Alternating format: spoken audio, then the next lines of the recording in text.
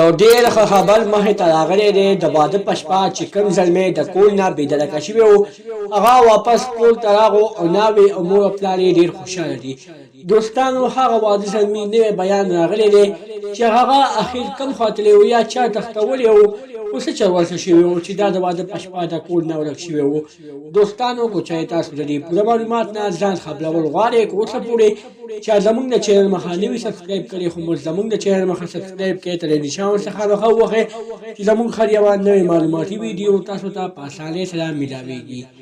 دوستانو په چکدره کې دا واقعه رامخې ته شوې وه چې د واده زلمی د واده په شپه ورک شوی و یعنې بېدرکه شوی و خو ځینو خلکو یې د هغه واده زلمي په کور کې یوه افوا خوره کړې وه او هغه افوا دا وه چې هغه د واده زلمی د واده په شپه چا ډېر بېدردۍ سره قتل کړی دی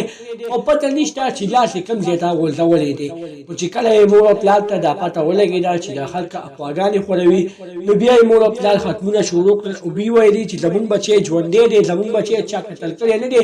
تاسو اصلي زما په بچي باندې الزامونه لګوئ. خو دوستانو چې کله پوره 15 ورځې بعد هغه بچی مور او پلار له راغو نو مور او پلار یې ډېر خوشحاله وو ناوې هم ډېره خوشحاله وه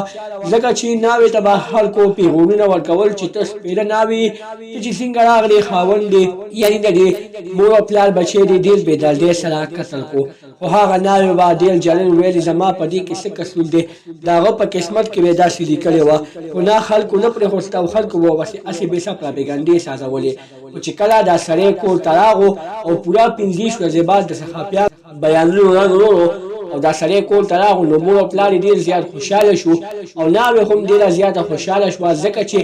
ناوې ته به خلکو پیغورونه ورکول ناوې د هغه پیغورونو نه خلاصه شوه او مور او پلار هم ډېر خوشحاله شو. مور او پلار له خلکو په زړه باندې بوج ساتولو چې ستا بچی چا قتل کړی دی خو نه دا بچی چا نه قتل کړی روغ ژوندی کور ته ورسېدو. دوستانو دا وه زموږ نننۍ ویډیو زموږ دا ویډیو خوښه شوي وي زموږ د چینل مخه سبسکرایب کړئ تر نشان ورڅخه مخه ووهئ چې زموږ هر یوه نوې معلوماتي ویډیو تاسو ته په اسانۍ سره میلاویږي.